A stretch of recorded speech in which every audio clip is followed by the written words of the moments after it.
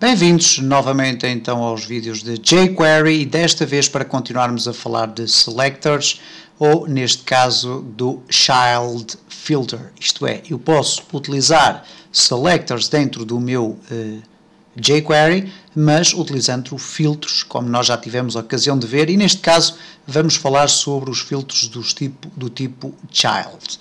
Isto porque na DOM, ou no DOM, como lhe queiram designar, existe a relação pai e filho. Neste caso, os elementos podem estar embebidos uns dentro dos outros e, portanto, qualquer elemento que está inserido dentro de um outro elemento é o filho desse próprio elemento, sendo que o elemento que o engloba, ou que o ostenta, é o pai, ok?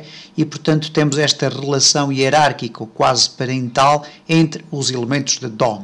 Ora, isto significa que eu posso utilizar, por exemplo, filtros, ou child filters como first child, last child, end child e only child. Ora, neste caso, então, nós temos, por exemplo, aqui uma estrutura de unsorted list, que tem um conjunto de elementos li, ok? Aqui estão eles. E eu quero, por exemplo, selecionar apenas o primeiro. Eu posso utilizar várias técnicas e uma delas é utilizar um child filter. Neste caso, vou colocar aqui o cifrão, depois o L de unsorted list e depois li, porque quero selecionar um dos elementos da lista, ok? Se eu fizer desta forma, eu vou deixem-me escrever primeiro, ora, background color yellow. Portanto, se eu escrever tudo isto desta forma, o que vai acontecer é que todos os elementos li vão ser selecionados e, portanto, vão ser abrangidos pela minha formatação. No entanto, eu posso utilizar então um child filter, neste caso o first child, que significa escrever isto simplesmente, first child. E o que o first child vai permitir filtrar é exatamente no conjunto de elementos que são filhos da unsorted list, ok? Ele vai selecionar apenas o primeiro filho, e neste caso o primeiro filho corresponde ao primeiro item da lista. Ora, se nós, por exemplo, alterarmos aqui o nosso div no sentido de ter apenas parágrafos lá dentro, vamos aqui cortar algum texto, vamos aqui refrescar, ok? Temos então aqui um div que contém 5 parágrafos. Eu posso também utilizar a mesma designação, só que neste caso coloco div p first child. E neste caso apenas o primeiro parágrafo será selecionado. Ora, seguindo o mesmo pressuposto, eu posso utilizar um outro child filter que é o last child.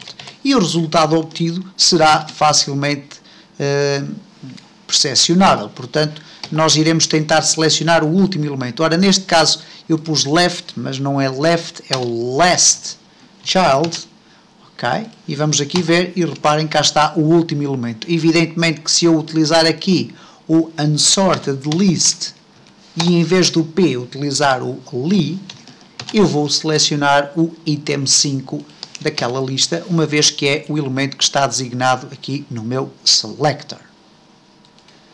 Temos depois também a possibilidade de utilizar o nth child, ok? Ora, o nth child vai ter aqui um aspecto interessante, que é o seguinte. Nós podemos, ou já tivemos a ocasião de ver, como selecionar elementos da lista através do seu índice. No entanto, se dissemos na altura que os índices eram de base 0. Ora, no caso da utilização do filtro nth child, o que vai acontecer é simplesmente isto. Eu vou colocar aqui nth child e depois, entre parênteses, eu vou definir qual é o valor que eu quero. E vamos experimentar aqui o 0. Ora, estamos a falar da unsorted list. E reparem que, pela ordem de ideias daquilo que já vimos em selectors anteriores, o nth child 0 iria selecionar o primeiro elemento. Ora, no entanto, não é isso que acontece. Porquê? No caso da utilização do filtro, ou do child filter end child, nós podemos utilizar a numeração normal. Isto é, o primeiro elemento significa que é o elemento número 1.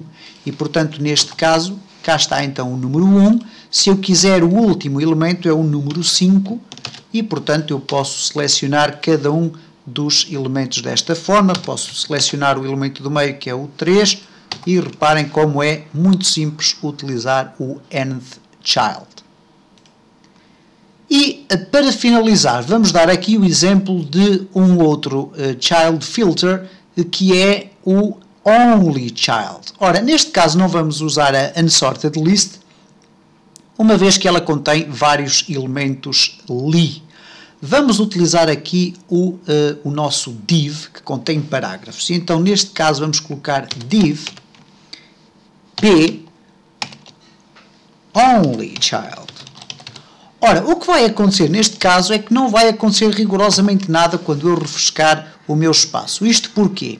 Porque nós contemos realmente, ou temos aqui no nosso HTML um div, mas que contém vários elementos. Ora, o que nós pretendemos neste caso ver, e eu vou aqui comentar as listas propositadamente para elas desaparecerem do meu código HTML, desaparecerem no sentido de não serem apresentadas, e portanto reparem, cá temos então a nossa página muito reduzida. Eu vou criar aqui um outro div, só que desta vez vai ser um div que vai apenas conter um elemento, ok? E vamos criar um outro div ainda, que vai conter não um, mas sim 2 elementos de parágrafo, ok? Portanto, 2 parágrafos 2. Ora, eu vou colocar aqui um HR no meio, para podermos verificar a separação entre os diferentes divs, e vamos aqui refrescar, e reparem o que aconteceu com a utilização deste child filter only child. O only child significa que só vai ser selecionado qualquer parágrafo que exista dentro de um div e que seja o único parágrafo, isto é, o único elemento, ok? É o único filho que tem o div. Neste caso, se nós temos aqui um div que tem 2 parágrafos, automaticamente este selector exclui este elemento, e também o mesmo acontece com o div que contém 5 frases, uma vez que eles não têm apenas um filho. E, portanto, o only child diz apenas respeito vamos criar aqui uma figura de estilo quase, a um pai que tem um filho que é filho único, e portanto só os filhos únicos é que serão selecionados por este child filter.